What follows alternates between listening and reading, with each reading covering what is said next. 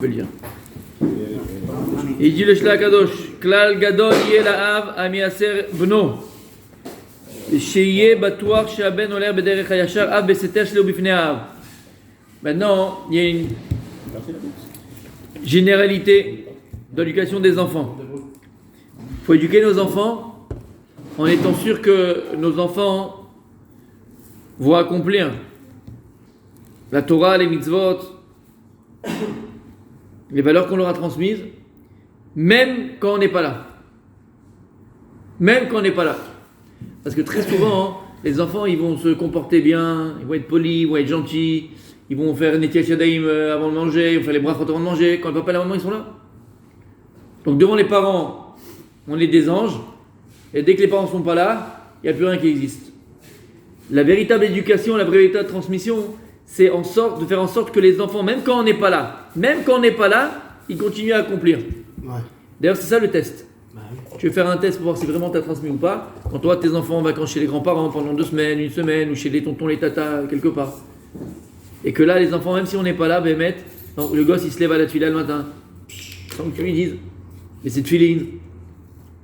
Que la fille fait attention comment elle sort, parce qu'elle est en vacances chez la grand-mère à 4 km en Israël et toi, tu es en France, par exemple. Que là, elle se lâche.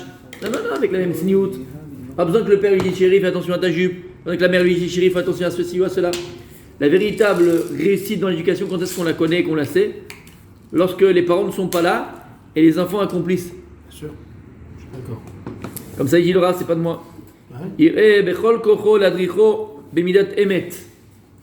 Et ce qu'il faut le plus, et mettre tout notre investissement, Rabbi Daniel, tout l'investissement dans l'éducation des enfants, c'est d'éduquer nos enfants, bemidat emet, à être des gens vrais. À être des gens vrais. Parce que si on arrive à transmettre cette mida de vérité à nos enfants, on a tout gagné. Être des gens vrais. Si ce sont des gens vrais, des gens émettent, alors ils ne vont pas mentir, ils ne vont pas tricher. Ils seront vrais dans tout ce qu'ils entreprendront. Émettent. C'est la mida d'ailleurs, que nous-mêmes on doit acquérir, et c'est cette mida qu'on doit accomplir, qu'on doit transmettre. Et c'est pour ça que si on arrive à transmettre ces midas de émettre à nos enfants, alors à ce moment-là on a compris ce qu'il dit le Rav. Même si on n'est pas avec eux, même si on n'est pas devant eux, même si on est... l'enfant il continue. Il continue le chemin que tu lui as transmis. Il a accompli la Torah, il a accompli les mitzvot. T'as pas besoin d'être à côté pour qu'il fasse. Il se lève tout seul à la synagogue, il fait ses pilotes tout seul, il fait ses brachot tout seul. Il est le même, que tu sois là ou que tu sois pas là. Il y a très très très longtemps, il y a peut-être 18, 17 ans maintenant, comme ça fait peur de dire ça, 15 ans. On avait des amis de France qui étaient venus en Israël et ils nous avaient demandé, parce qu'ils voulaient partir 2-3 jours tout seuls quelque part, les parents, ils nous demandaient est-ce qu'on pouvait garder leurs enfants. On n'a pas eu depuis très longtemps. Et en vérité, on était à la maison, on ne touchait pas de ça, on a dit avec plaisir, il n'y a pas de problème, allez kiffer tout ça, on regarde les enfants. Et Bons amis, ça. comment très bons amis. Bons Ouais, amis. très très bons amis. Non, de très très bons amis. Non, c'est vrai, très bons amis. On regarde les gosses. Et puis la vérité, je te dis franchement. Je suis pas il y a des gens, moi je suis pas un kamikaze, surtout avec les enfants de ça. Je suis pas un kamikaze. C'est-à-dire que je ne supporte pas comment dire. Il y a 2 choses que je supporte pas.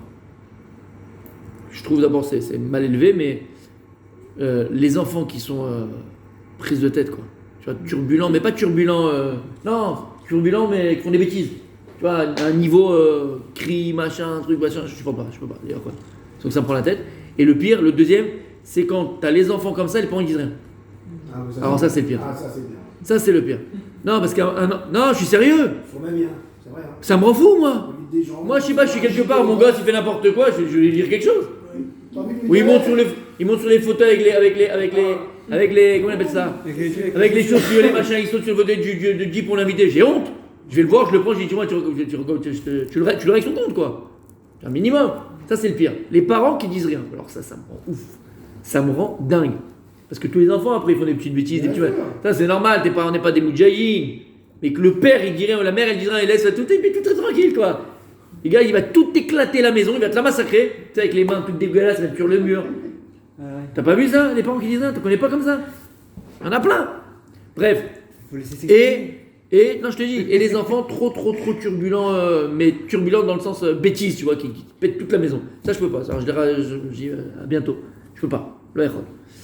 Bref.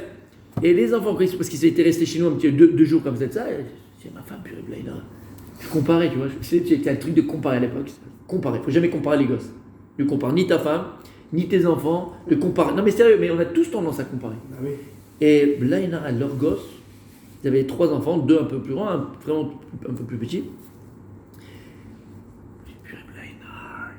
Tu vois, l'éducation en France, c'est pas la même. Franchement, non, sérieusement, tu vois, ils sont vraiment, tu vois, maîtres que c'est vrai. Parce que j'avais pas eu depuis longtemps, tu vois. C'était merci papa, merci maman, ma truc. Quand tu servis, tu disais merci, merci Gabriel, ma truc. Je peux. Et les tiens, ils étaient. Mais regarde-moi ça, c'est magnifique, hein, c'est vraiment, tu vois. Non, ouais, tu sais, mais voilà, éducation, tu l'as dit comment? Voilà. Les parents, ils sont barrés pendant 3 jours, j'ai failli me pendre. Non. Quoi? Les parents, ils sont partis? Des monstres! Mais des monstres! Hein, je l'ai chopé. Je lui ai dit, mais dis-moi, mais tes parents, ils sont là, qu'est-ce qui t'a fait? Qu'est-ce qui t'a une piqûre? Qu'est-ce que t'as eu? Le gars, il te répond, il te truc, des monstres! Des monstres! En fait, j'ai compris, voilà. Devant les parents, à la française. Le français. Bon, excusez-moi, mais c'est vrai. Le français, c'est la vitrine. Regarde la France. Samuel. Franchement, la France, c'est les beaux immeubles, c'est la belle architecture, c'est la culture, c'est la philosophie.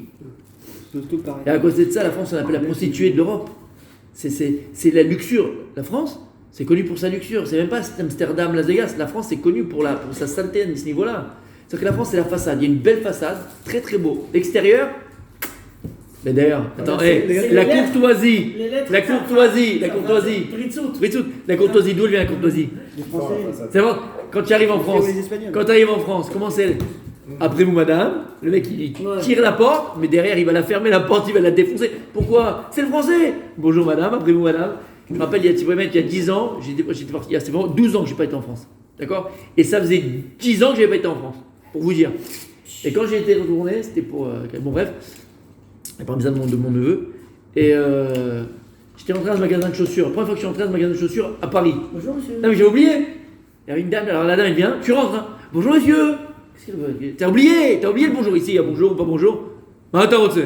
Je vais acheter quelque chose. Je t'ai rien dit. Attends, quoi ta taille? Mamie d'acheter ça. T'as peur de lui demander ta taille. Il s'est trompé, il avait 35 au lieu de je sais pas, 42 au lieu de 43. T'as peur de lui demander le mec. D'accord? C'est quoi?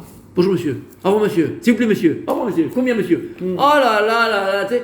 Ça fait plaisir quand on redit oui. Mais tout ça, c'est quoi? C'est du pipeau. Ben badaï. La courtoisie. Je vais dire bonjour aussi. C'est pipeau, c'est de la culture française. D'accord? Ouais, c'est du pipeau. Ça t'empêche pas d'être quelqu'un de poli, vraiment. T'es quelqu'un de machin. À côté de ça, tu peux faire les pires choses. Tu comprends? Donc, pourquoi je donne cette anecdote? Comment? Bien sûr. Et juste ce que je dis, c'est que ça sert à rien de faire devant comme ça, faire une belle façade, alors qu'à l'intérieur, tout est sale. Et en parlant d'éducation des enfants, ça sert à rien de faire qu'il y ait une belle façade, les enfants ils sont très gentils, ton papa, maman, c'est des anges et tout ça, papa et maman ils sont partis, je te dis, c'était des monstres les gosses, des monstres, j'attendais qu'une chose, c'était pas en j'avais peur d'en tuer un au milieu. Des monstres, impolis, machin, des tueurs, c'est deux garçons, des tueurs. Et les parents ils sont là, j'ai dit bon, Hachem qu'on a nos enfants, qu'on a nos machins, c'est là que t'as compris, ne compare jamais, tu peux pas savoir, ni dans le couple, ni dans le truc. Comme les couples, tu connais ça aussi dans les couples. Ouais. Les couples devant qui sont chéris, ça frappe les petits doigts, ils se touchent. Ceux-là ils divorcent en 3 jours, tu sais qu'ils ont divorcé. Mais c'est la vérité. Quel sménique. Les vrais couples, regarde nos grands-parents, là c'est nous qu'ils avaient, ils ne montraient rien à l'extérieur. Ils ne montraient rien à l'extérieur, mais c'était un amour pour la vie, c'était fini. Ils se charriaient tout le temps. Et voilà ce que j'allais te dire. Mais pas, et ils s'envoyaient des piques, etc. Mais ils s'adoraient. Ils étaient près de leur vie l'un pour l'autre, leur vie l'un pour l'autre. C'est la vérité. Et c'est ça qui est exactement. Amen. Les preuves encore du côté français. Il faut voir la galerie des glaces à Versailles, qu'est-ce que c'était? Calme-toi, il y a ta femme qui t'écoute. Non, elle est pas là. Galerie des glaces, c'est quoi la galerie des glaces? C'est de Versailles. Ah, Versailles. C'est très beau, ouais. Mais il y avait une pièce derrière où tous les rois faisaient leurs besoins. Bien sûr. Mais c'est connu la France, c'est connu. Maintenant, dans l'éducation, faire attention de Tzadik. De transmettre la mida. De Émet. Émet. La mida de vérité. Un instant de vérité. Quelqu'un qui a touché à un moment donné, se émet en lui, qui a touché la vérité. Un instant de vérité dans ce monde-là. Un instant de vérité dans ce monde-là vaut toute la vie qu'on pourrait vivre depuis la création du monde jusqu'à aujourd'hui dans le mensonge. Un instant de vérité. T'as pas ressenti une fois dans ta vie un instant de vérité? T'as écouté un cours, t'as été un machin, t'as fait une fila, et là tu t'es reconnecté à toi, reconnecté à ta vérité. C'est extraordinaire. Il n'y a pas de prix. Je te donne un billet de loto, je te dis que tu ne le prends pas. Gagnant, tu ne le prends pas. Tu ne peux pas. Tu ne le prends pas. Après, oui. Avant, oui. Mais pendant que tu as cette vérité-là, elle est éternelle. Tu as l'éternité devant toi. Ben, mais je te promets que c'est vrai. Il faut le vivre pour le comprendre. Et c'est ça qu'il faut transmettre à nos enfants. Comme ils disent Khamim, il faut apprendre à nos enfants à dire la vérité. Il faut apprendre à nos enfants à dire la vérité. Tu as fait une bêtise, tu me dis tu as fait une bêtise. Tu as fait ceci, tu as fait cela. Tu n'es pas arrivé là-bas, chez copain, mais tu es chez un autre copain, tu me dis. Dire la vérité. Il ne faut pas mentir. Il dit le Rav que lorsque l'enfant il ment, il faut que la punition elle soit encore plus grande que toute autre punition. Pour apprendre à son enfant à ne pas mentir. Il ne faut pas mentir. Il faut éloigner l'enfant du sheker. Parce qu'à partir du moment où l'enfant il ment, il se mentira à lui-même. Et à partir du moment où tu n'as pas ces milliards de vérité, tu peux pas sévère à Kadosh Baruch Hu be'emet. Il faut être quelqu'un de vrai dans Avodat Hashem. Pas faire semblant. On fait tellement semblant. Nous-mêmes, on peut jouer un rôle et l'enfant, il le sent, ça. Quand toi-même, tu n'es pas ce que tu dis. L'enfant, il le ressent. C'est vrai que Purim, c'est une fois dans l'année. Et nous, on est marmire. Purim, pour nous, c'est 364 jours. Et il y a un jour de l'année où c'est Purim, on est nous-mêmes. Regarde. Surtout les jeunes, l'adolescent. Regarde ce que l'enfant, comment il se déguise, tu sais ce qu'il veut être. D'abord Purim, je le dis tout le temps. Toute l'année, il est avec le chapeau, le machin, la veste, il a les Yeshiva. Mais à Purim, c'est le seul moment où il peut être ce qu'il veut. Et ben, c'est ça que tu vois. Nous, on fait Purim toute l'année, malheureusement.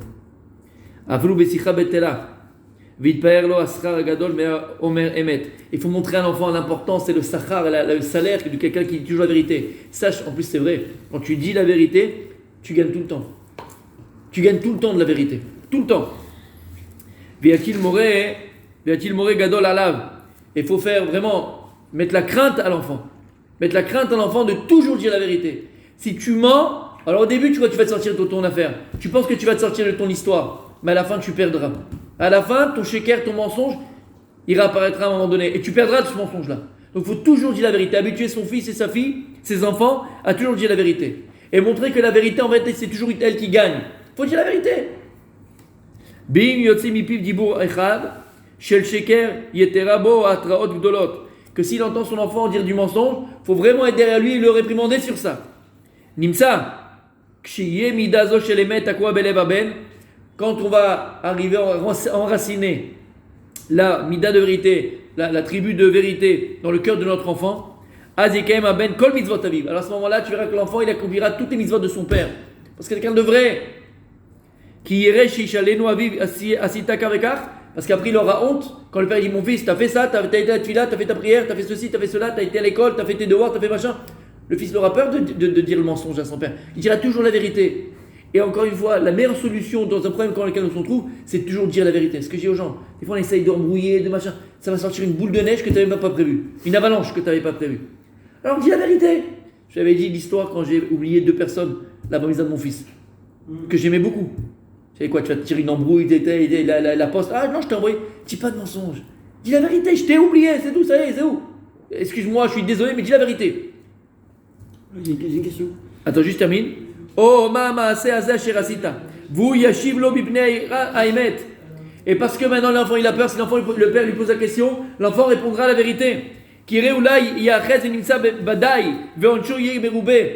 Parce que de peur que l'enfant, pourquoi il va dire la vérité? Il va dire peut-être que maintenant on va voir la vérité que je mens à mon père, il va avoir honte. Je termine. Et puisque tu as appris et éduqué ton enfant à toujours dire la vérité, automatiquement l'enfant, ça serait quelque chose d'automatique. Il s'écartera toujours du mal, parce que le mal c'est le mensonge. Donc, automatiquement dans la vie, ton enfant, tu vas lui donner les moyens de faire toujours les bons choix et de s'écarter des choses mauvaises, des choses néfastes et des mauvais choix de sa vie. Parce que tu l'as habitué à voir la vérité, à s'accrocher à la vérité, s'approcher de la vérité, à chercher la vérité et vivre la vérité. Il n'y a pas plus beau, je vous dis, Béhémet, il n'y a pas plus belle mida, pas plus beau que la mida Émet. D'être quelqu'un de vrai. D'ailleurs, les gens vrais, on les apprécie. Ouais, on triche pas. Les gens vrais, on les Ça cherche. dépend, hein. Dans un monde d'hypocrisie, ça dépend. On ne parle pas d'hypocrite, on parle de gens Oui, vrais. Le monde, il est hypocrite. Le monde, c'est Oui, le monde mais les hypocrite. gens émettent, on les apprécie. Les gens vrais, ils sortent de ce monde-là parce qu'ils ne sont pas hypocrites. Il y avait, mais je te dis, même ces gens qui sont hypocrites, ils apprécient les gens vrais. Tu comprends ce que je dis? Ils apprécient les gens vrais. Bon, en politique, Même s'ils en sont. politique, ils n'aiment pas les gens vrais. La politique ne rentre pas dedans de ça, dit si tu veux te protéger. Je veux savoir une chose. Oui, On dit qu'il faut toujours dire la vérité, mais quand continue demain, mes mais enfants. quand la vérité